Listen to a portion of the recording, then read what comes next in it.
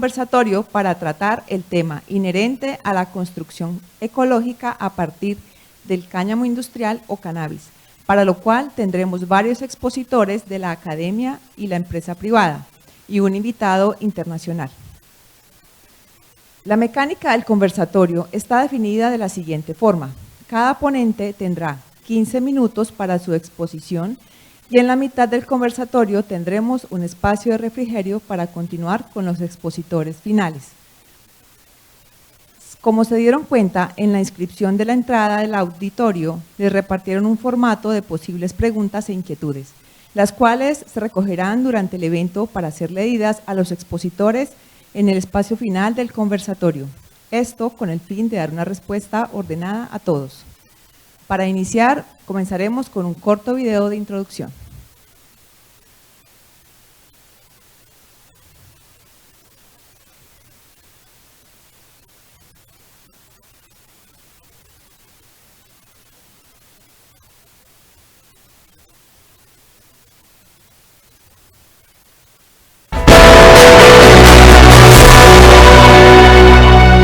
El cáñamo es uno de los cultivos más antiguos del mundo. Su cáñamo es uno de los cultivos más...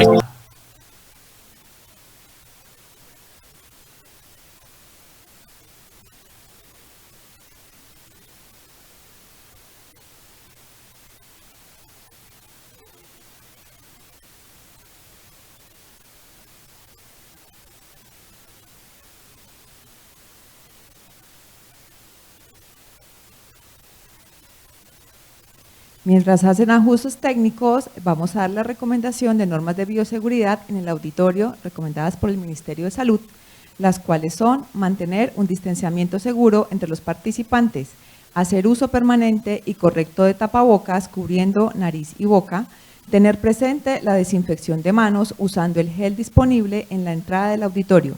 Es preciso mencionar que si presenta síntomas asociados al COVID, abstenerse de estar en este recinto.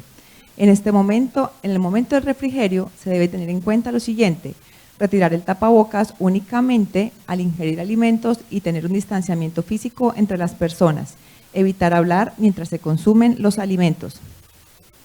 Informamos además que la grabación del evento junto con las presentaciones y contactos quedarán en la página web del CITSE y a sus correos les enviaremos los respectivos links.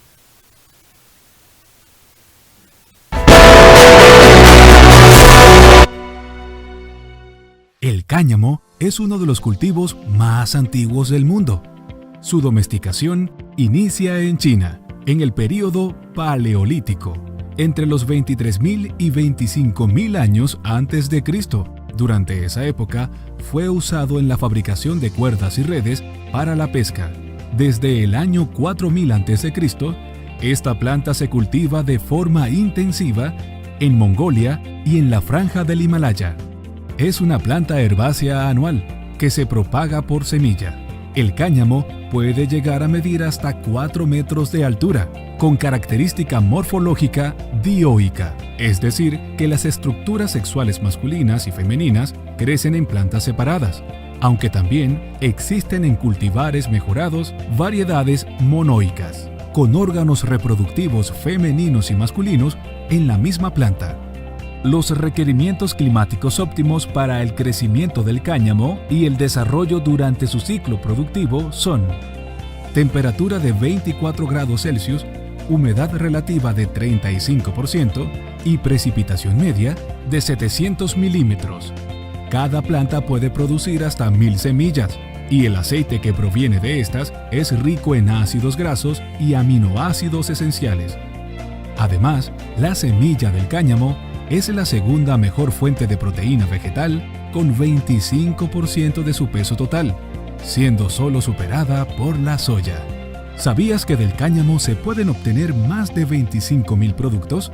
De hecho, los productos y subproductos de este cultivo tienen innumerables usos en la industria agroalimentaria, textil, energética, farmacéutica y del papel, formando parte de la base económica de países productores e importadores.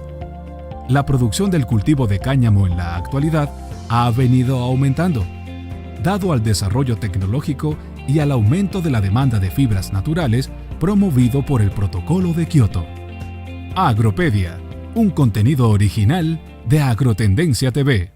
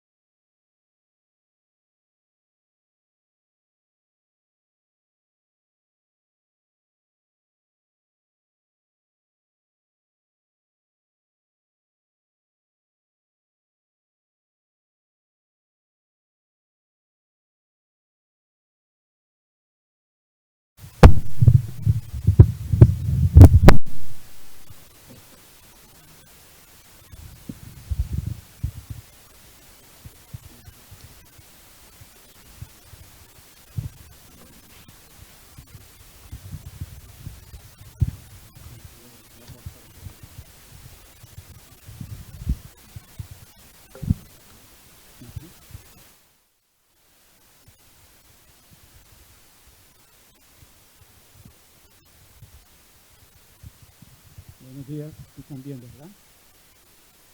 Bueno, vamos a tener unas charlas muy cortas, me van a acompañar aquí en este atril otros expositores, creo que son un total de 5, no hice bien la cuenta, Melina, y vamos a tener una charla que nos van a dar vía web desde Francia, de París. Bueno, y posteriormente tendremos un conversatorio donde ustedes podrán pues hacer preguntas y nosotros dialogar sobre esta importante iniciativa que hoy presentamos, digamos, de manera formal, quizá por primera vez en Cali, que es la de estos emprendimientos con este producto tan innovador que es el cáñamo. Bueno, la charla mía titula pues prototipos de materiales no convencionales elaborados con cañamisa de cannabis medicinal y cal para vivienda rural. ¿Ustedes vieron algunos de esos prototipos allá afuera? No son todos. De vivienda rural, pues hay 2 específicamente, que es el bareque, que ustedes vieron allí, y la quincha, digamos. Este trabajo es un resultado de un proyecto de investigación titulado El aprovechamiento del tallo de cannabis medicinal o recreativo para la producción de ecomateriales para la industria de la construcción. Fue ganador de una convocatoria en el 2019 interna de la universidad.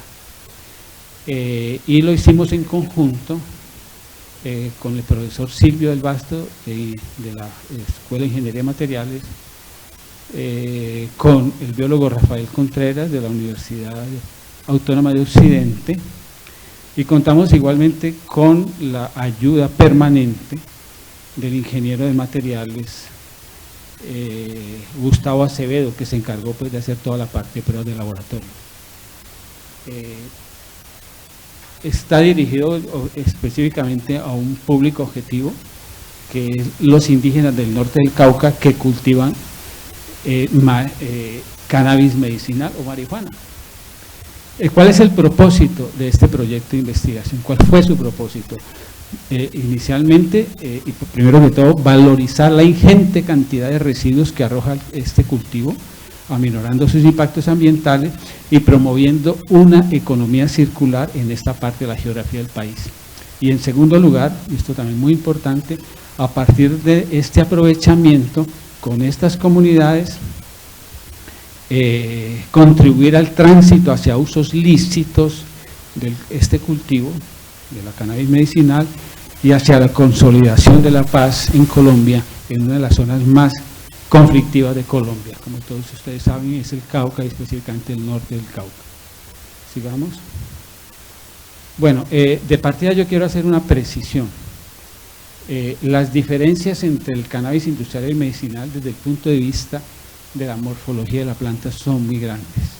De eso nos va a hablar, creo que en 2 charlas vamos a comentarlo. El biólogo Rafael Contreras se va a referir a ello. Y son tan grandes por ejemplo, en las técnicas de cultivo y en las áreas de cultivo. El cannabis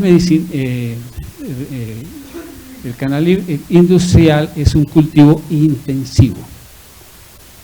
Alrededor de son 300 plantas las que caben en 1 metro cuadrado y se cultiva por boleo en los campos cuando se hace la seminación de la planta. En cambio, el cannabis medicinal cabe únicamente 1 planta por metro cuadrado y ustedes entenderán que los rendimientos de los cultivos son completamente distintos. Pero independientemente de los rendimientos de esos cultivos, si se trata de fabricar materiales de construcción con ambas especies y a partir del aprovechamiento de la fibra y sobre todo del tallo, de la parte leñosa del tallo que nosotros llamamos cañamisa, pues estas diferencias ya se van a reducir notablemente, siendo las propiedades y comportamientos de ambas variedades de la cannabis muy equivalentes. Ustedes van a ver ahora en el receso 2 tipos de materiales construidos con ambas especies, el cáñamo industrial y el cáñamo medicinal. Bueno, todos son los materiales que participan, digamos, de este producto, ¿no? Por un lado la cal y por otro lado pues la planta, su tallo, y particularmente la cañamisa. La cal, ¿qué es la cal? La cal es un ingrediente fundamental para la producción de estos ecomateriales, basados en este biocompuesto cal cañamisa. ¿Y la cal de dónde proviene? Es uno de los materiales de construcción más antiguos, deriva de la, ¿no? Y así se fabrica la cal, de la cocción de piedras calizas, ricas en carbonato de calcio, que es sometido a un proceso de cocción, como se ve allí en la imagen, se convierte en óxido de calcio o cal viva. Proceso en el cual libera gran cantidad de dióxido de carbono, de CO2. Esa cal viva, aunque tiene muchas aplicaciones como tal, como cal viva, se suele apagar. Y se apaga con agua, literalmente, por 2 métodos. Ahora me refiero un poco a uno de ellos. Una vez apagada esa cal se convierte en hidróxido de calcio. Y como hidróxido de calcio, tiene muchos usos en construcción, ¿no? Asociada, digamos, a otros materiales, que son los inertes, que pueden ser harina fina, arena gruesa, con lo que se construyen materiales y se hacen construcciones. Una vez hecho ese proceso y el material y el biocompuesto dispuesto en la construcción, se produce un proceso de cementación del material, y esa cementación se realiza a través de la captura de CO2. Es un proceso que se da en el tiempo y a ese proceso nosotros lo denominamos carbonatación de la cal. Bueno, ¿de dónde proviene la cal que utilizamos en el proyecto? Les dije pues que no era simplemente apagada por aspersión como comúnmente se hace, sino que tiene un procedimiento especial. Provienen de estos hornos que están en Viges, ¿no? De la empresa Prodecal SAS, que es una de las tantas plantas productoras de cal que hay en Viges. Observen los hornos, los gigantes que son. Allí se extrae la piedra ya cocida y esa piedra nosotros la apagamos de una manera muy particular. Para ello tenemos unas estructuras que hemos construido, que son estas, para el apagado por inmersión de la cal. Y para eso da por resultado un producto muy particular, que es la pasta de cal, que luego nosotros envejecemos. El proceso es muy sencillo. Ustedes ven esos tanques, ¿cierto? Este es un tanque, el de arriba, que es un tanque de apagado, que es este, que es donde se mezcla la cal viva con agua. Eso produce una reacción térmica a temperaturas muy altas, a veces alcanza los 110 grados. Una vez apagado, que eso se da en media hora, la cantidad de cal que se trate de apagar es filtrada, ¿no?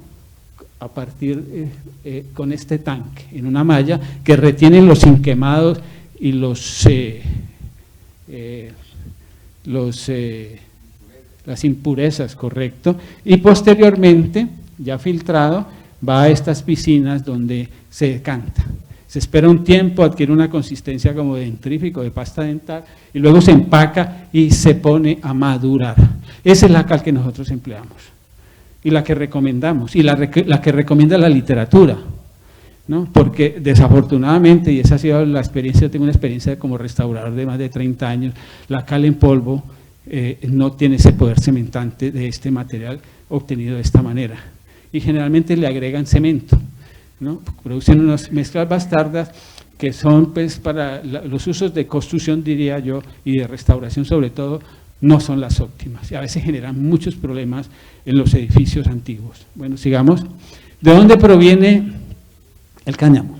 ¿De dónde proviene esta cannabis medicinal de Toribío?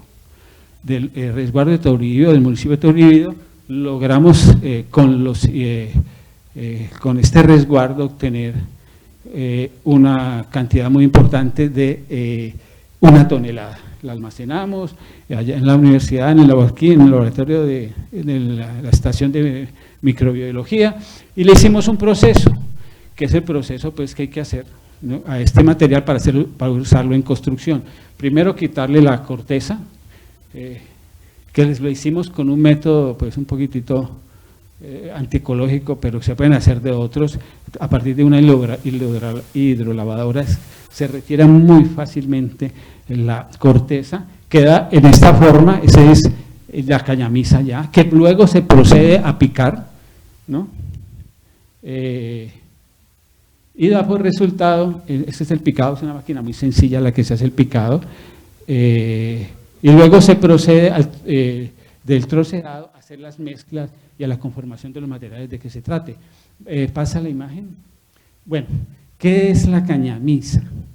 Miren, la cañamisa en una estructura de microscopio, esta es a uno de determinados aumentos. Tenemos aquí esa parte blanquecita que es la epidermis, que es la propia corteza, que denominamos fibra, y interiormente está el centro leñoso, que son las partículas, que son el xilema, y está la médula. Una vez retirada la corteza y troceado en esa maquinita, da por resultado la cañamisa, ¿no? Un material que tiene muchísimas propiedades. Sigamos. ¿Qué son esas? Ustedes las vieron allá, a ver si me ahorro el tener que repetirlo, en la puerta, ¿no? ¿Cuáles son esas grandísimas ventajas que hacen de esto un material ecológicamente extraordinario para los usos de construcción? Permeabilidad higroscopial, vapor, ¿no? Respiran los ambientes que tengan este biocompuesto. La cal por sí es permeable al calor, y la cañamisa, ¿no? Absorbe y expele. ¿Y eso qué hace? Eso hace que los ambientes tengan una regulación de su humedad, ¿no? Y sean ambientes, digamos, saludables. El aislamiento térmico, igual, ¿no? Esta cañamisa tiene gran capacidad de absorber y expeler calor, ¿no? Y regular las temperaturas internas. El aislamiento acústico igual. Esas microcélulas que ustedes ven allí, ¿no? Son las que reciben las ondas, que en contacto con esas microcélulas se dispersan, y eso, digamos, le resta y le quita la energía, y produciendo, pues, un efecto acústico importantísimo. Resistencia al fuego. Gustavo nos va ahora a mostrar unas pruebas que se hicieron con la ignición de estos materiales, donde muestra su gran alta resistencia al fuego, por un proceso que se da entre la cal y la cañamisa, que se denomina mineralización, que la hace muy resistente al fuego. Comportamiento flexible, también ahí tenemos unas pruebas, les va a mostrar Gustavo. Es un material que se deforma, es elástico, pero digamos no se rompe, como cuando ustedes hacen la prueba en un cilindro, esas que hacen los ingenieros, y le aplican una fuerza excesiva, pues se despedaza. Esto simplemente se deforma, sin colapsar, y eso es muy importante en caso de sismos en una construcción. Secuestro de carbono, obviamente, es una de las grandes ventajas del cáñamo. El cáñamo absorbe carbono durante su proceso de crecimiento. Esa absorción de carbono, digamos, se mantiene constante cuando se mantiene allí cuando se mezcla y se hace un material de construcción, porque queda encapsulado. Además, posteriormente, sigue absorbiendo carbono por la facultad que tiene la cal de absorberlo en periodos muy largos en el proceso de carbonatación. Bueno, y finalmente la protección contra las infecciones. La cal tiene una alcalinidad altísima, ¿no? Y protege contra infecciones, mohos, hongos, y genera ambientes muy, muy saludables. Evita alergias, etc. Y esta es una pequeña gráfica en uno de los trabajos pues, que consultamos, donde se ven los efectos de regulación térmica y de humedad de este biocompuesto, ¿no? Esto en Italia Central, mes de abril, ¿no? El mes de abril es primavera, son meses sumamente lluviosos, donde la temperatura todavía es fría, aunque en el día hay picos de temperatura de más de 20 grados. Entonces aquí ustedes pueden ver en la gráfica la temperatura en grados centígrados y ahí la humedad en porcentajes. Fíjense desde la hora cero cómo se comporta la temperatura, ¿no? De acuerdo acá a los grados, llega a subir hasta, ese es 20, ¿no? Como hasta 22 grados. Una temperatura muy, al exterior se siente muy bien en primavera, pero en las mañanas es muy fría. La humedad, fíjense también cómo fluctúa. Sin embargo, en el interior, vean lo que ocurre. El ambiente interno se mantiene constante. Y hay, desde luego, por esa constancia, un efecto de confort térmico. Sigamos. Bueno, nosotros produjimos estos materiales. Ahorita un poco vamos a extendernos en ello. Va a hablarles Gustavo. Bloques de cal, ¿no? Que es esos mampuestos que ustedes ven allí, que tienen muchos usos en construcción. Según sus proporciones y la forma en que se realicen las trabas, los rellenos pues ahí también hay un ejemplo de rellenos que tienen muchísimas aplicaciones y ahorita quizá vamos a hablar más adelante de estas aplicaciones de estos rellenos. Los ecorreboques o ecopañetes, obviamente, pero aquí no pudimos traer las muestras, están en el patio de ingeniería, en paredes que revocamos. Son importantísimos y garantizan ellos mismos, no importa el espesor de la capa, estos efectos de estos materiales que les estoy comentando, aunque en determinadas ocasiones, si se quieren tener efectos, sobre todo en ambientes ya construidos de regulación térmica y acústica, uno puede avanzar hasta en estratos de 10 centímetros con capas sucesivas, y este material puede perfectamente soportar ese peso de sí mismo. Y finalmente lo producimos estucos, ¿no? Que Gustavo ya nos va a hablar de ello, con un polvo muy fino que ya se obtiene del picado, arrojado como uno de los subproductos del picado de este material.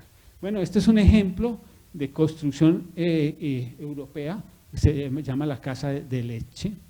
Lecce es una población italiana, el centro de Italia, la estructura en madera. Vean lo que hace. El biocompuesto envuelve las estructuras de madera y las protege de una forma doble, las protege contra el incendio, porque el biocompuesto es ignífugo, y las protege en caso de sismo, ¿no? Porque con ella se forma sin colapsar la estructura. ¿Listo? Vamos. Esa es la estructura de madera. Este es pues un ejemplo de cómo se realiza. Observen, ¿no? La compactación a partir de encofrados de madera. Un poco de lo que hicimos allá nosotros. Bueno, pasemos, que yo creo que el tiempo ya se está corriendo demasiado. Sigamos. Avancemos. Bueno, nosotros, como les decía inicialmente, pensamos este proyecto para unas zonas muy específicas, el norte del Cauca, el mundo rural, ¿no? Ustedes saben, allí hay unas técnicas constructivas ya tradicionales.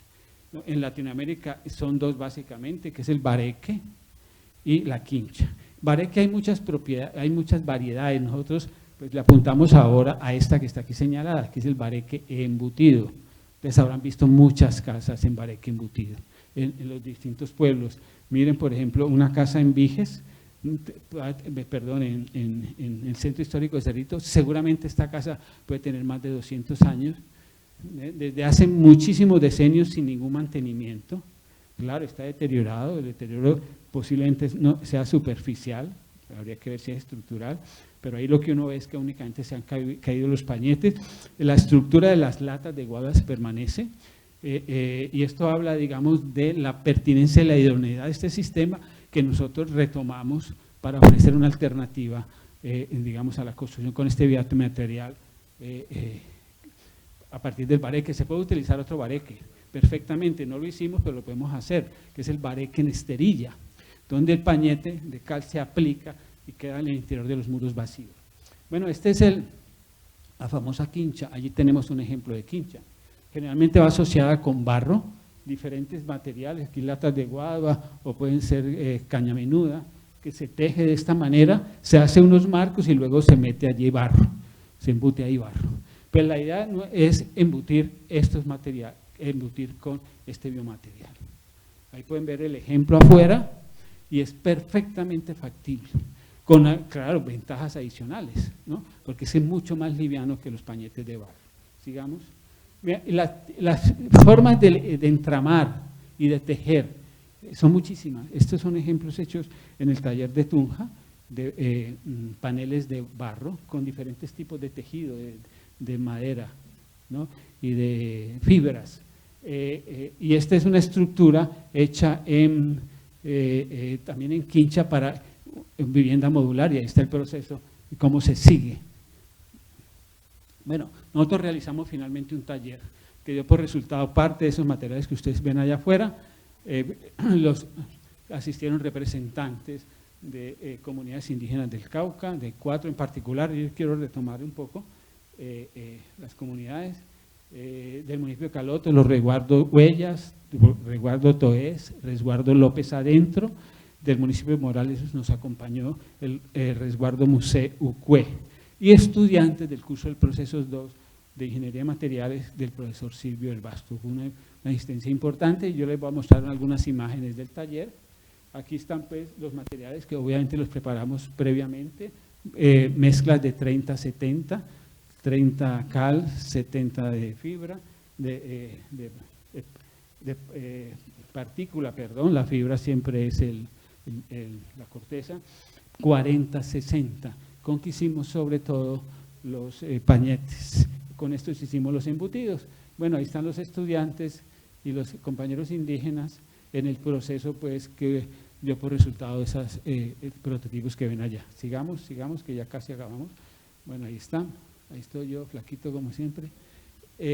Las estructuras, ¿no? Bareque, miren lo que hicimos, las encoframos, aquí está, muy sencillo, ¿no? Las embutimos, dio por resultado eso, y finalmente, en uno previamente preparado, lo pañetamos con polvo de cannabis y cal, que se puede pañetar de otras maneras, ¿no? También con el pañete con la cañamisa troceada, o se puede pañetar simplemente con mortero puro de cal, ¿no? Que también es factible. Y bueno, en fin, ese es el trabajo que se hizo. Y finalmente quiero dejarles, porque esto se va a colgar en la página, esta última diapositiva. Bueno, estos son los materiales, que son algunos enlaces que nos muestran la utilización de este biomaterial en muchas partes del mundo. Ahí están y se pueden dar luego una idea muy certera de este material y sus grandes posibilidades. Bueno, finalmente yo quiero simplemente invitarlos a que nos acompañen los empresarios que estén aquí, porque a partir de eso se puede empezar un proceso de innovación muy grande. Nosotros en la universidad queremos hacer innovación tecnológica, porque otros prototipos distintos a los que ustedes ven se pueden hacer, ¿no?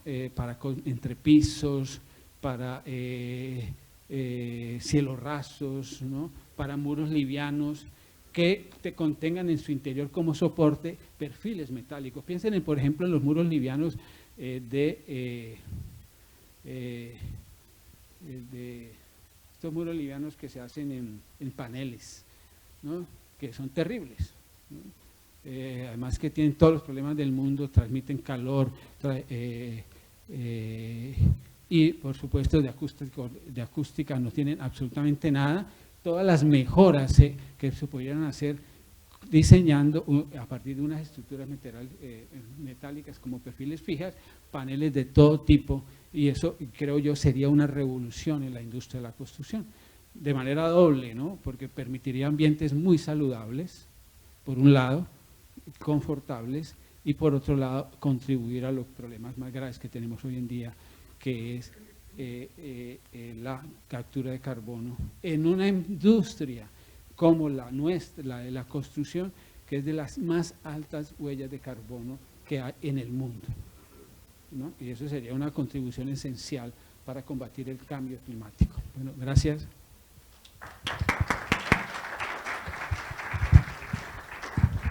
Muchas gracias al arquitecto Ricardo Hincapié por su exposición, la cual nos muestra las posibilidades que tiene el cáñamo y la cal en la construcción de prototipos de materiales para construcción. Ahora tendremos la conferencia denominada Aspectos históricos, taxonómicos, utilitarios y potencial uso de los residuos de cannabis con el biólogo Rafael Contreras, quien es magíster de Ciencias Ambientales, profesor de la Facultad de Ciencias Básicas de la Universidad Autónoma de Occidente. Bienvenido, profesor Contreras.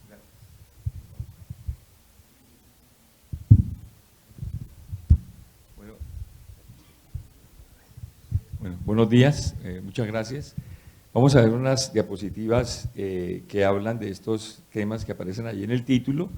El video, les agradezco mucho que lo hayan pasado porque algunas de ellas las voy a recordar aquí, pues y como la repetición es la madre de la ciencia, pues me parece que está bien que lo vuelva yo a reexponer. Sigamos, Melina, gracias. Entonces, la planta, el nombre científico de la planta de cannabis viene de cana, del latín cana, que significa pues caña, y miren que en griego y árabe se pronuncia también de manera muy parecida, y sativa, cannabis sativa significa cultivada. Entonces, por ejemplo, hay avena sativa, hay castaña sativa, hay vinza sativa, en el caso de la arveja, de la avena, pues tiene, porque significa que está siendo cultivada. Entonces, pues también se le dice cáñamo a las variedades y a las fibras que se obtienen de ellas, desde textil, digamos, que se usa también alimentario, como vimos en el video, que no tiene contenido de THC, y hasta su uso como sustancia psicoactiva y medicinal en variedades con el nombre de marihuana, cuando se aprovecha el cogollo o hachís en el caso de la resina, y hay un par de ejemplos de cómo lucen. ¿Sigamos? Bueno, entonces, ambas, digamos, formas de las que nosotros conocemos actualmente, como el cáñamo y la marihuana, son pues cannabis. Y yo soy, por ejemplo, de la creencia de que proviene, digamos, de un centro de origen en la planta, digamos, de cannabis, y luego, digamos, se ha dispersado o ha evolucionado. Hay gente que le gusta dividir, pero yo tengo la idea, bueno, y también hay otras personas que lo postulan, que proviene pues de un ancestro en el centro, digamos, de Asia, de cannabis, y mire que son muy parecidas las dos fórmulas, digamos, químicas de la sustancia. La diferencia es simplemente un hidrógeno. Este señor que se llama Rafael Mechulam, en la Universidad de Jerusalén, aisló el principio activo del THC, pues que es el que tiene esas prestaciones. Aquí tenemos, este cáñamo tiene alto CBD y bajo THC, y en el caso de la marihuana es al revés, pero las dos sustancias son muy parecidas. ¿Sigamos? Bueno, Linneo la describió por primera vez en 1753, y como 5 años después Lamarck describió cannabis indica, y hay una tercera que se postula, que es la ruderalis silvestre, probablemente originada en cannabis sativa. Sigamos. Para su información, no sé si será por eso que nos gusta la cerveza, el humulus que se usa para la fabricación de cerveza pertenece a la misma familia. Nosotros tenemos aquí Trema micranta, el surrumbo, es también una canabácea, pero mire, por ejemplo, el Jardín Botánico de Missouri reconoce 3 especies. Sigamos, Melina. Hay otros que dicen que no, que es solamente una especie, yo digo que esto es en lo que creo un poco, que sería cannabis sativa, y el resto, digamos, son subespecies, por el tema de la domesticación y de la pues, adaptación de la planta a través de los cultivos. Sigamos. En el video lo decía muy bien, digamos, los datos que se tienen del uso de él para fabricar cosas son desde 25.000 a 23.000 años antes de Cristo, o sea, eso es para hombres nómades, ¿no? Recuerden que la sedentarización es de 10.000 años solamente.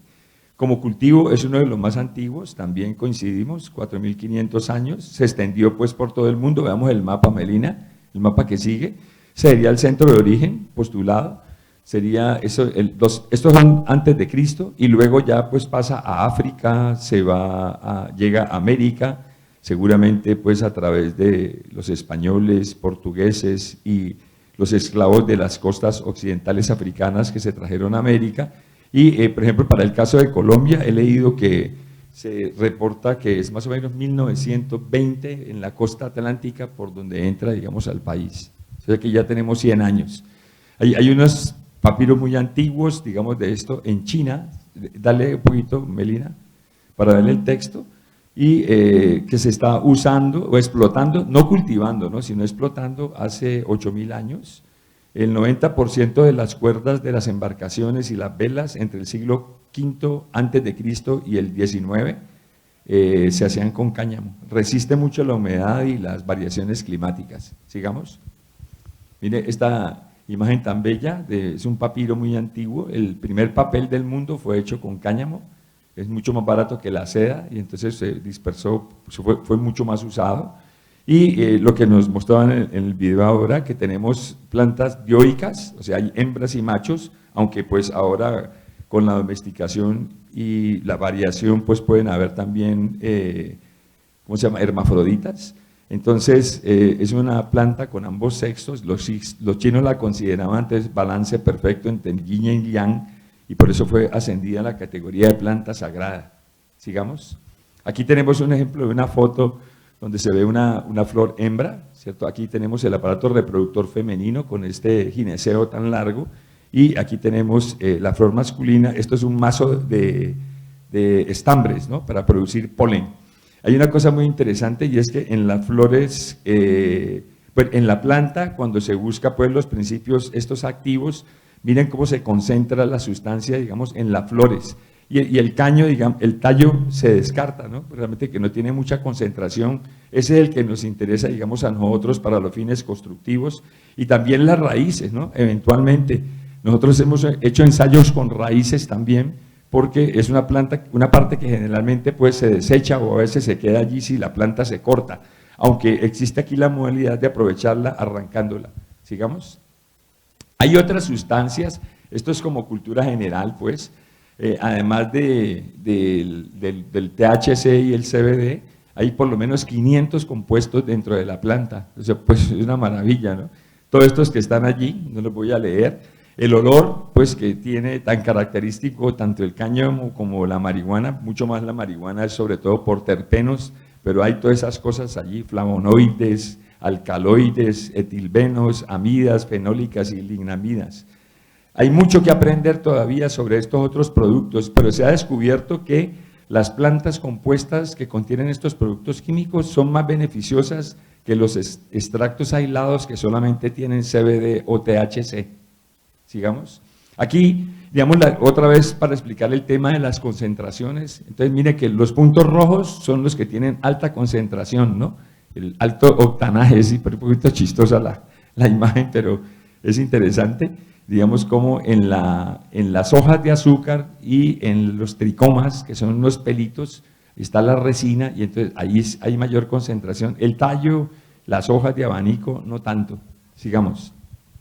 Aquí hay un poquito pues de lo que, aquí está Cali, digamos, está muy cerca de lo que se llama pues el triángulo de oro, le dicen pues para la producción de estas sustancias que son Jambaló, Toribío, Corinto y Miranda. Y es una región montañosa, unas 100.000 hectáreas. Paradójicamente en el pasado ahí se cultivaron otras cosas, coca, amapola, pero van a ver que parece que fuera mejor negocio ahora los cannabis. Sigamos.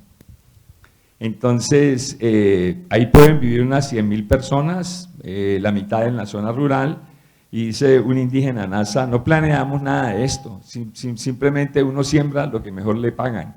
Eso es una mentalidad del agricultor, ¿no? Entonces, aquí tenemos que un cultivador hace cuentas simples. Cuando siembro café, obtengo 2 cosechas al año, y con problemas de precio, pues por la volatilidad de él. Pero con marihuana puedo sacar hasta 4 al año. Sigamos. Entonces, las cifras conservadoras estiman que para cada familia pueden haber 2.000 matas sembradas y siembran la coca pues por mercado. O sea, una arroba, estos precios, perdón, no están actualizados porque ahora después de la pandemia todo ha subido, ¿no? Entonces, pues no sé cómo está ahora, no estoy al día, pero una arroba de 25 libras valía 35.000 pesos, una sola libra de moño vale 40.000. Entonces, un poco para entender pues la lógica, digamos, del sembrador. Tiene otras ventajas porque no tiene que pasar por el laboratorio, pues, con todas las implicaciones ambientales que tiene. Y hay una cosa aquí como una anécdota, que el ingenio, pues, también aquí en el norte del Cauca, les ha permitido repotenciar una variedad conocida como creepy. Yo creo que ustedes han oído hablar de eso. Entonces le han puesto en la manera de reconocerlo, así en inglés, que eso significa de miedo, ¿no? O que asusta. Entonces, pues a la gente como le gusta someterse al riesgo, entonces vamos por esa. Entonces tiene por eso buen mercado. También se usan bombillos, ¿cierto? Luminarias, 30 luminarias pueden cubrir 1.500 matas y pues 70.000 pesos mensuales para la cuenta de energía, entonces es buen negocio. Entonces este tipo de imagen pues se puede ver de noche allí, tiene pues una cierta belleza también esos pesebres que se comentan. Bueno, ya estoy terminando. Aquí yo quería mencionarles que la marihuana silvestre o el cannabis silvestre tiene mucha heterogeneidad genética, ¿no? Es muy alta. Y a medida que nosotros vamos mejorando, pues la variabilidad es menor. Entonces aquí ven ustedes, digamos que hace 10.000 años la naturaleza era la que se encargaba de, digamos, de domesticar y la comunidad a la planta, pero mucha variabilidad. Entonces luego tenemos los land races, que son ya especies que se van mejorando. Hace, digamos, unos 50 años hubo mejoradores, digamos, un poco subrepticios y tal, pues, y bancos de semillas. Ahora ya pues hay grandes corporaciones especializadas en reproducción y los cultivares son homocigóticos, ¿no? Eso quiere decir que vienen de la unión de células sexuales con la misma dotación genética, o sea, no varían ellos. ¿Sigamos? Bueno, aquí también es cultura general, que creo que puede parecerles interesante. Aquí en el norte del Cauca pueden haber 30 variedades, ahí están, no lo puedo leer todos, pero esa punto rojo es famosa, creo que le dicen hasta punto rojo amárrate al poste, bueno, no sé por qué era, pero tiene flores rojas allí, es muy, muy poderosa. Y sigamos. Eso lo que demuestra es una alta variabilidad de los cultivos. Sigamos. Tenemos aquí, es una foto del señor Rob de Sal, que es el curador y genetista del Museo Americano de Historia Natural, que trabaja en el tema de sistemática molecular, evolución microbial y genómica. Además, ahora que tenemos laboratorio, leí en el tiempo, ¿no? El laboratorio de genómica, acá nosotros también en Colombia, con el Instituto Nacional de Salud. Entonces, tienen algo que se llama el Phylos Galaxy, que es un mapa evolutivo más grande de conocimientos genéticos en cannabis para miles de variedades de 80 países. No solamente de marihuana, sino de cáñamo, ¿no? Trabajan con las dos cosas. Entonces, reciben muestras de todas partes del mundo, hacen el perfil genético de ellas y con base en la información las ubican en puntos del espacio. Se ve más o menos así, como ustedes ven allí, ¿no? Entonces hay unas que se agrupan, otras están más lejos, ahí están los nombres, digamos, en inglés de ellas, pero es un trabajo pues muy interesante, es una visualización de la proyección tridimensional de la información genética. Sigamos. Y el Banco de Semillas Español dice que nuestras cannabis llegaron, pues, lo que yo les dije ahora, con españoles y con esclavos, y es posiblemente, se puede presumir que los cruces espontáneos, pues, dan lugar a lo que tenemos hoy. ¿Y qué es lo que tenemos hoy? Sigamos a la que sigue. Dale. Sería, entonces, plantas altas, frondosas, hermafroditas, poca flor, abundante material vegetal, poco moño, mucho tallo lignificado, hoja y semilla. Entonces nosotros por eso dijimos, pues podemos trabajar con ellas Por supuesto va a ser mucho mejor trabajar con cáñamo, ¿no? Y con las variedades, digamos, cuando pues hagamos el intercambio con las personas que están manejando las especies, pero realmente tenemos linajes de cannabis colombiana, digamos, de esta medicinal o recreativa, pero vamos a tener seguramente linajes de cáñamo colombiano, porque hace ya como unos 10 años que se está trabajando aquí, me corrigen si cometo algún error. Nosotros hemos hecho un trabajo aquí con Mauricio Belalcázar, que es estudiante de Administración Ambiental para graduarse, y por ejemplo, cogimos una muestra aleatoria de 23 matas. Es difícil, digamos, trabajar con el material, pues nosotros aquí afortunadamente, con una carta que escribe el profesor Ricardo Hincapié, logramos tener como un salvoconducto para traer el material hasta acá. Afortunadamente no nos pararon porque creo que nos hubieran detenido a todos, pero trajimos, ¿cómo se llama?, las 23 plantas, y podemos ver, por ejemplo, que ellas, después de cosechadas, ¿no? O sea, después de que ellos le sacaron los moños y las partes que les interesan, entonces tenemos plantas que oscilan entre 2,10 y la más pequeña 1,23. Eso da un promedio de 1,52 y en el peso 984 gramos, y luego la más pequeña 2,25, en promedio 4,86. Lo que hemos visto es que más o menos la mitad de lo que se cultiva se vuelve un residuo, y entonces eso es lo que se puede valorizar, y eso es a lo que nosotros llamamos pues ecología industrial o economía circular, y son residuos que se pueden pues aprovechar. Terminamos con esas dos fotos para que vean cómo es el territorio, que a veces no es tan fácil caminar por allá, y cómo se ven los peces. Estas fotos me las facilitó Mauricio, y entonces por eso las estoy mostrando aquí. Muchas gracias.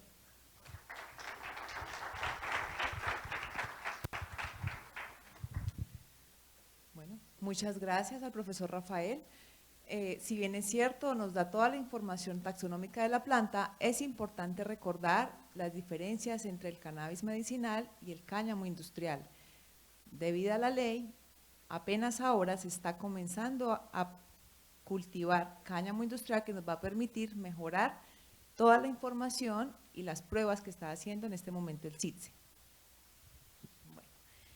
Ahora contamos con el ingeniero de materiales y magíster Gustavo Acevedo, quien actualmente está realizando su doctorado en la Universidad del Valle en el mismo tema, y nos va a mostrar el resultado de la investigación que se lleva a cabo sobre las posibilidades constructivas del cáñamo industrial en la construcción. Así que demos paso al ingeniero Acevedo. Bienvenido.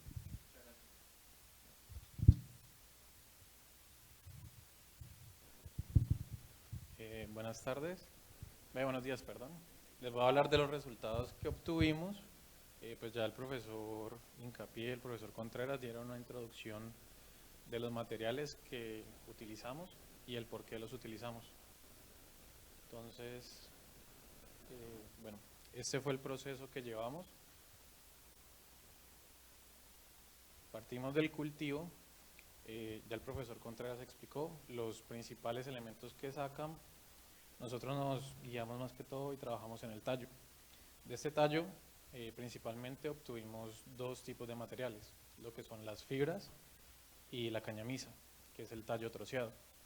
Estas fibras las utilizamos principalmente para producir estucos a base de yeso, fibros reforzados con estas fibras naturales, y la cañamisa para todos los materiales que el profesor Hincapié comentó al principio. Para realizar este estudio utilizamos diferentes tamaños de partícula, en este caso de la cañamisa, los denominamos tamaño 1, 2, 3 y 4. El tamaño 1 es el más grande, el pequeño es el polvillo del que el profesor Hincapié se mencionaba, y también caracterizamos las fibras. Pues aquí encuentran una breve caracterización de ellas, donde medimos la densidad. ¿Esto para qué? Esto nos va a servir luego para poder hacer el diseño de las mezclas de los materiales que queremos. Empezamos con las fibras, separamos la corteza, por uno de los métodos que el profesor Hincapié hablaba. Hicimos un tratamiento termoquímico, en este tratamiento eliminamos impurezas y al final obtuvimos estas fibras largas, pero para la aplicación que nosotros necesitábamos es aconsejable utilizar fibras cortas. Por eso se procedió a hacer un pulpeo, donde se puede obtener dos tipos de materiales, por así decirlos: el papel que nosotros podemos utilizar comúnmente o utilizar esto como medio de transporte para las fibras. Este papel o pulpa que utilizamos contiene fibras cortas que pueden ver acá. No sé si se alcance a ver bien, cada uno de estas divisiones son 0,2 milímetros. De ahí se obtuvieron fibras en diámetros, aproximados de 0,2 a 0,6 milímetros.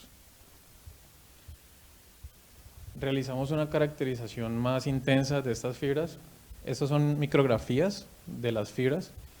En la imagen A tenemos una fibra sin el tratamiento termoquímico que realizamos y en la B ya después del tratamiento. ¿Qué pasa? Pues como pueden ver, sin el tratamiento termoquímico estas fibras están cubiertas por unas impurezas.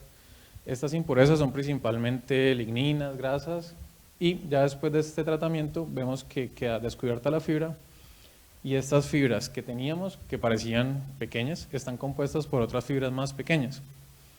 Se realizó una caracterización termogravimétrica de las fibras. La parte de arriba es con tratamiento, sin tratamiento, y la de abajo con tratamiento. Estos son gráficas de la variación del peso a medida que aumentamos la temperatura. ¿Qué pasa acá? Cuando no está el tratamiento termoquímico, vemos que hasta los 225 grados hay una disminución de ese peso. Eso se debe a la humedad natural que absorbe el material. Cuando realizamos el tratamiento termoquímico, pues esta disminución de peso pues ya prácticamente no existe. Entonces nos ayuda a que la fibra tampoco absorba humedad del ambiente. Y ya luego pues vemos hay un cambio de pesos. Esto se debe a la eliminación de la materia orgánica hasta los 400 y luego la eliminación del agua que es químicamente anclada a la molécula. Esto con el fin de que las fibras, este tratamiento lo hicimos con el fin de que las fibras, esta es la matriz de yeso, de que las fibras tuvieran un buen anclaje a este compuesto. Cuando ya trabajamos con las fibras, se desarrolló el estuco. El estuco a base de yeso se procedió a las mezclas de cal cáñamo o cal cañamisa, donde pues esta es una imagen de lo que el profesor Hincapié hablaba al principio, de que el material se aplasta, sufre un aplastamiento, pero no como una ruptura drástica, algo así, como se presentan los concretos convencionales. ¿Esto por qué? Pues el profesor Hincapié explicó, pero aquí ya lo vemos gráficamente. Cuando vamos aumentando la resistencia, pues este material empieza a aplastarse, esto debido al tamaño de las partículas que utilizamos, y vemos que pues al final de la muestra este material no queda como derrumbado, sino que él mantiene todavía su forma, por así decirlo. Para estas mezclas nosotros realizamos un barrido de adición de este tallo en la cal. Estas mezclas las realizamos en volumen del total de la mezcla, desde el 20% hasta un 90%. Notamos que para cada tamaño de partícula que utilizamos, se presentan valores máximos en diferentes porcentajes. Pues esto debido a que por cada tamaño, pues necesitamos que esa partícula, nuestra mezcla de cal, la alcance a mojar todo. Y pues al disminuir este tamaño, pues aumentamos esa área, lo que nos requiere una mayor cantidad de mezcla. Entonces, ¿qué hicimos? Por lo menos el tamaño 4, que es el polvillo que se utilizó para el estuco, presenta valores máximos al 50%, mientras que los tamaños más grandes de cañamisa presentan valores máximos entre los 60 y el 80%. Pues en colaboración con la Universidad Autónoma y unas mezclas que estamos realizando en conjunto con un estudiante, Mauricio Belalcázar, se realizó este ensayo termogravimétrico que le habíamos realizado a las fibras, también se realizó a las mezclas de estos materiales que ven aquí. ¿Esto con el fin de qué? Pues vamos a ver cuál es la estabilidad de estos materiales a temperaturas. Entonces, pues aquí vamos viendo que a medida que aumenta esta temperatura, este peso, este es el 100% de la muestra, pues va disminuyendo. Entonces volvemos a ver los mismos comportamientos que les expliqué antes. Tenemos hasta los 200 grados centígrados una pérdida de peso, esto a la humedad que este material absorbe del ambiente. Cuando esta temperatura aumenta, vemos la descomposición de la materia orgánica y ya luego la descomposición del agua que está anclada químicamente. A estas mezclas, bueno, también realizamos ensayos de conductividad térmica. Para los tamaños más grandes, las muestras se están realizando en este momento, los ensayos, perdón, pero para el estuco que se produjo, esto fue hace más de 2 años, pues lo comparamos, esta conductividad térmica, con elementos que ya existen en el mercado, que son el yeso, 100%, un material de 100% yeso y un estuco comercial. ¿Qué se busca de conductividad térmica? Que esta conductividad térmica sea mucho menor, pues que es la que nos va a dar esa estabilidad que mostraba el profesor Hincapié al principio, que veíamos que el ambiente se mantiene dentro de la vivienda constante, la temperatura. Entonces, ¿cómo llegamos a eso? Pues con una conductividad térmica menor.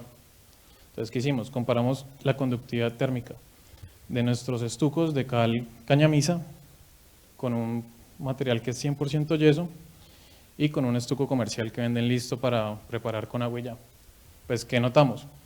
Que esta conductividad térmica, si se compara solo con el yeso, disminuye un 70%, y en comparación a un estuco comercial, esta conductividad térmica disminuye a la mitad. Además, cuando se realizó un ensayo donde se sumergen las muestras 24 horas en agua, ¿qué pasa con los estucos? Con el estuco comercial, que son estos dos, y el material de yeso. No sé si alcancen a ver bien, pero estos materiales, cuando entran en contacto con el agua, pierden su forma. Mientras que las muestras del estuco calcáñamo, que son las del final, después del proceso de carbonatación que el profesor Hincapié hablaba, pues estas muestras, al ser sumergidas en agua, siguen manteniendo su forma, lo que nos da, además de una baja conductividad térmica en comparación a ellos, nos da una estabilidad al agua mejor que esto.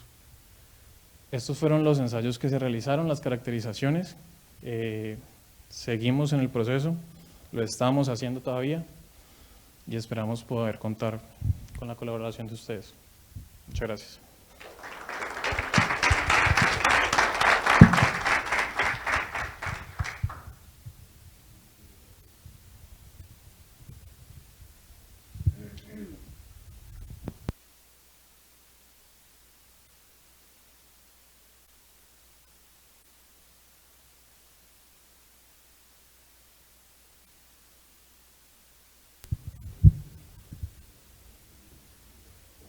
¿Será que lo presento, profe?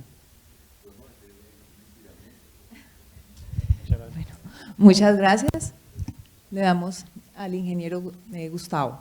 Bueno, para terminar la primera sesión, le damos la bienvenida al profesor Elmir Zunmina, que hace parte del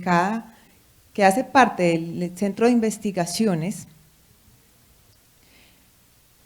Está desarrollando actualmente materiales biobasados a partir del aprovechamiento de residuos agroindustriales. Demos la bienvenida al doctor Mina. Gracias. Bueno, buen día para todos. En los próximos 15 minutos, espero no demorarme más allá de eso, voy a hablarles acerca de algunas experiencias que hemos tenido en la Escuela de Ingeniería de Materiales, particularmente en el grupo de materiales compuestos, referido al aprovechamiento, digamos, de residuos agroindustriales. Específicamente no del cáñamo, pero con esto lo que quiero mostrar es como un panorama interesante de aplicación para este tipo de cultivos. Bueno, el grupo de materiales compuestos pertenece a la Escuela de Ingeniería de Materiales. Siguiente, por favor. Este grupo de materiales compuestos está clasificado por MinCiencias con la categoría A1 y presenta diferentes líneas de investigación. Una de ellas, el aprovechamiento de residuos. En el marco de este grupo de investigación, pues tenemos el Laboratorio de Materiales Poliméricos, donde trabajamos dos frentes principalmente. El primero de ellos son materiales poliméricos para aplicaciones en el campo de la salud, y el segundo, el aprovechamiento de residuos agroindustriales para la formación de materiales. En este primer caso, pues les voy a comentar de algunos de los proyectos que hemos hecho, en este caso, digamos, relacionado con compuestos que yo llamo parcialmente biobasados, y esto es debido pues a la fuente principal, ¿no? Digamos que en un principio para diferentes aplicaciones, por ejemplo en automóviles, los paneles interiores se utilizaban resinas poliméricas convencionales, como por ejemplo la resina poliéster que se utiliza para la fabricación de toboganes, reforzadas con fibras inorgánicas como la fibra de vidrio. Con el pasar del tiempo y la importancia que ha venido, digamos, dando las fibras naturales, se ha sustituido inicialmente estas fibras inorgánicas por fibras como la del cáñamo, pero se sigue teniendo la matriz sintética convencional. A eso yo le llamo un material parcialmente biobasado. En estos materiales parcialmente biobasados pues tenemos algunas experiencias. Un proyecto que tuvimos ya hace bastantes años, le denominamos Plastifique. Ese proyecto fue realizado en conjunto con la empresa Empaques del Cauca, que fabrica costales y cordelería con fique, con cabuya. Y fue un proyecto financiado por MinCiencias. Aquí se trataba de darle un aprovechamiento a la fibra corta y el polvillo que quedaba del proceso de hilado del fique, que en su momento pues eran cantidades importantes y el no aprovechamiento traía algunos inconvenientes desde el punto de vista biológico, por ejemplo, por microorganismos y también pues roedores. Entonces en la empresa hubo la necesidad de buscar un aprovechamiento, presentamos ese proyecto, MinCiencia lo aprobó y lo que hicimos fue mezclar esas fibras cortas, ese polvillo con un plástico sintético convencional como es el polietileno de alta densidad y elaboramos un material compuesto biobasado y en este caso digamos una de las primeras aplicaciones que tuvimos para este material fue tablas y con esas tablas fabricamos prototipos de estivas como el que ustedes pueden ver en la imagen. Bueno, adicionalmente en esto de los materiales compuestos biobasados, por ejemplo, trabajamos también con polietileno de alta densidad y otro residuo que es la cascarilla de café. En este caso, digamos, nuestra participación fue más desde el punto de vista de asesoría a una compañía que ya fabrica, como lo ven en la imagen al lado izquierdo, algunos componentes como pisos, por ejemplo, acabados arquitectónicos, mobiliario. Y pues digamos que nuestro trabajo fue apoyar un poco en la formulación del material compuesto y ya la caracterización físico-química, mecánica y térmica. Y aquí hay un potencial muy importante pues para el tema del cáñamo y sus residuos, el tallo. Esas fibras de cáñamo, de acuerdo pues a lo que han presentado y lo que aparece en la literatura, tienen unas resistencias mecánicas importantes, donde podemos llegar a mejores aprovechamientos con respecto a lo que en este momento se está utilizando. Entonces, bueno, esto fue uno de los trabajos también en los que hemos hecho parte. Adicionalmente, por ejemplo, hemos trabajado con otro tipo de residuos, como lo ven en la figura en la parte superior, residuos de Tetra Pak. Como ustedes saben, son materiales multicapa, tenemos capas de polietileno, de aluminio y tenemos capas de celulosa. Y estos materiales pues son de barrera que permiten preservar pues los contenidos. En este caso, por ejemplo, se hace un proceso de deshidropulpeado para retirar la celulosa y nos queda el polietileno con el aluminio. Debido a las, digamos, proporciones del aluminio, él no pierde la capacidad que tiene un plástico de fluir y se puede procesar mediante los métodos de transformación convencionales, extrusión e inyección que se utilizan. Ese material se le denomina, digamos, comercialmente polialuminio y ese material pues lo hemos estudiado en combinación con fibras igualmente de fique, para la elaboración de materiales compuestos con aplicaciones en el campo de la construcción. En la imagen de abajo pueden ver ustedes tableros que se han hecho en un proceso convencional que es el moldeo por compresión en caliente. En la imagen se está con una ruteadora extrayendo muestras para hacer ensayos mecánicos y la evaluación pues, de estos materiales. Aquí muy importante, como lo comentaba Gustavo, el tema que es lo que nos compete a nosotros desde la ingeniería de materiales, de la formulación de ese material. O sea, esto no es tan sencillo como tomar este residuo de Tetra Pak y mezclarlo y listo, ¿no? Eso tiene un proceso físico, químico detrás. Siguiente, por favor. Bueno, estos trabajos en el marco del grupo, pues hemos tenido diversas publicaciones internacionales como estas que aparecen aquí. Esa de arriba, por ejemplo, es una revista compuesto, la parte B, que tiene que ver más como con la tecnología. La compuestos o composites parte A tiene que ver más con la ciencia y pues hemos hecho una gran cantidad, digamos, de estudios físico-químicos, térmicos, mecánicos en el material. Adicionalmente, en la actualidad, pues estamos trabajando en materiales ahora sí completamente biobasados, en este caso con una matriz que también sea extraída de fuentes naturales, y les voy a comentar pues de algunos de los trabajos que hemos venido haciendo. Nuevamente aquí también pues cabe el tema del cáñamo, que gracias al profesor pues Ricardo voy a comenzar a incursionar en esta temática. Bueno, este es un trabajo que nosotros tenemos en este momento financiado con un proyecto de convocatoria interna de la Universidad del Valle. Tiene que ver con la extracción de una resina natural denominada mopa-mopa o barniz de pasto. Esta se extrae de una planta que es la de la Egia pastoensis mora, que se da en el Putumayo. De la yema o la semilla de la planta se pueden extraer resinas, que en este caso nosotros aprovechamos como matriz y le incorporamos residuos agroindustriales para elaborar materiales compuestos, buscando aplicaciones en el campo de mobiliarios, que pueden ser mobiliarios decorativos o mobiliarios urbanos. Siguiente, por favor. Bueno, desde el punto de vista del residuo agroindustrial, aquí tenemos el raquis de plátano, lo pueden ver ustedes en la parte superior, es el tronco de donde penden los frutos, que tiene un alto contenido de fibras, susceptible puede ser utilizado, ¿no? Y en estos momentos eso prácticamente es un residuo que no se aprovecha y que para nosotros es importante pues en el marco de esta economía circular. Ahí pueden ver ustedes, bueno, a partir de procesos mecánicos, hacemos una extracción de la fibra, como la observan ustedes en el lado izquierdo, casi que si les traigo la fibra, si se las muestro, van a creer ustedes que es cabuya, ¿no? FIC. Son de la misma, digamos, familia en el sentido pues de las composiciones que son similares. Entonces, bueno, hacemos extracciones de fibra. Siguiente, por favor. También desde residuos agroindustriales tenemos el pseudotallo del plátano. Ven ustedes aquí en la imagen de la parte izquierda, el pseudotallo, una sección transversal, está formado por calcetas. Estas calcetas también tienen un contenido fibroso importante que por métodos mecánicos se puede extraer la fibra. Nosotros pues a esa fibra que se extrae le vamos a hacer un proceso de hilado para tener fibras continuas y un proceso para luego armar tejidos con estas.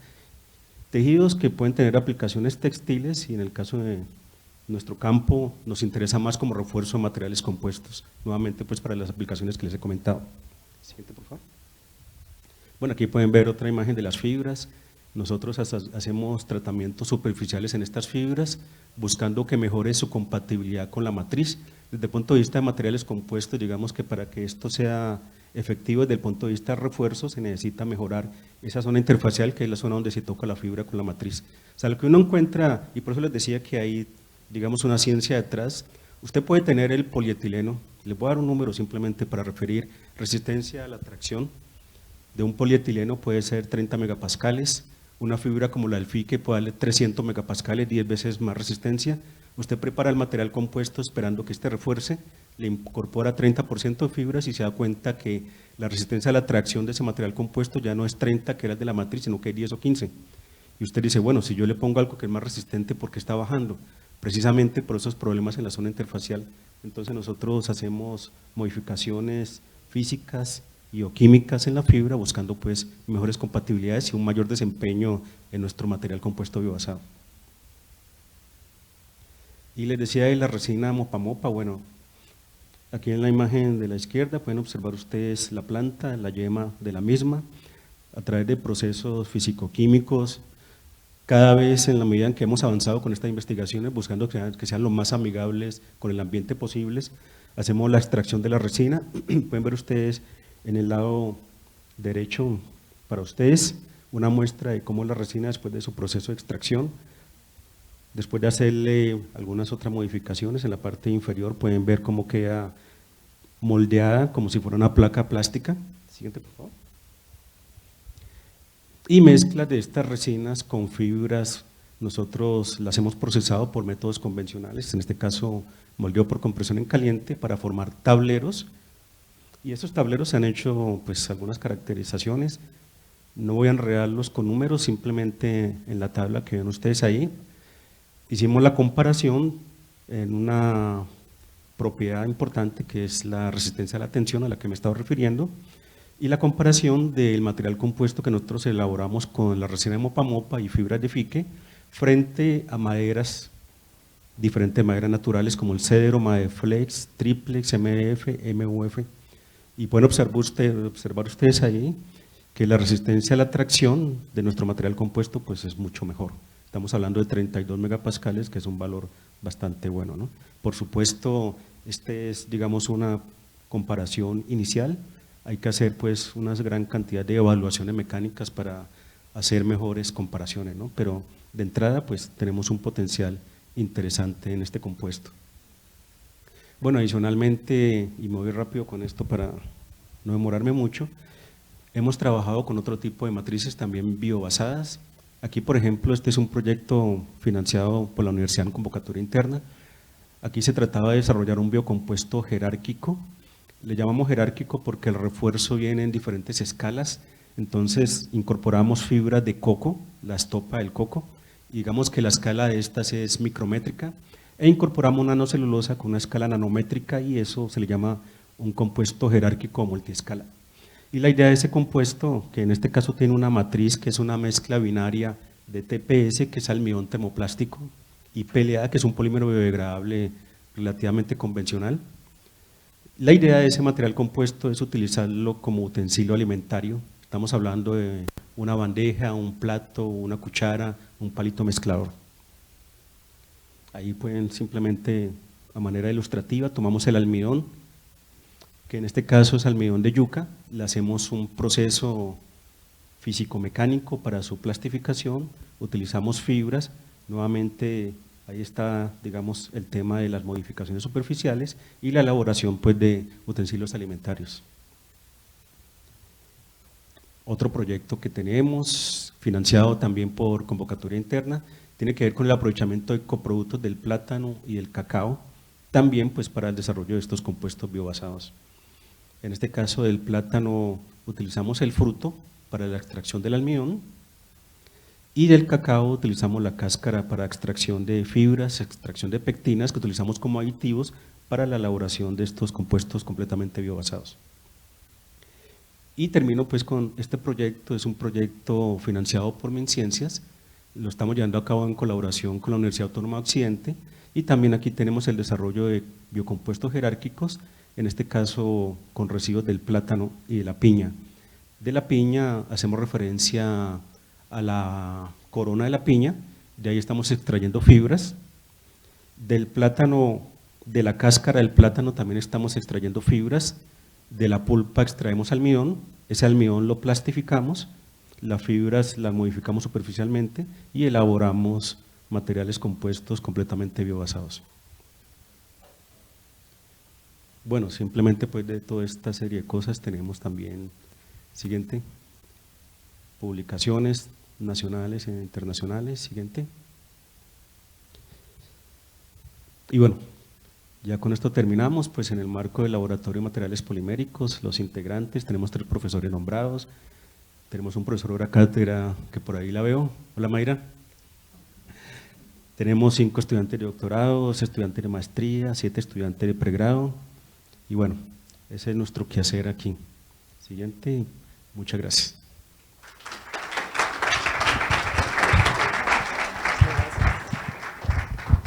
Le damos gracias al ingeniero Mina por su excelente presentación. Finalizada esta magistral presentación, le damos por culminada la primera sesión de la mañana. Les invitamos a un refrigerio en la parte de afuera. Importante recordarles las preguntas e inquietudes que tengan. A un lado estará Melina y María Isabel, quienes las recogerán para que de manera organizada las podamos preguntar al final del conversatorio de forma organizada. En este momento, entonces, damos por finalizada la sesión y les invitamos al refrigerio. Gracias.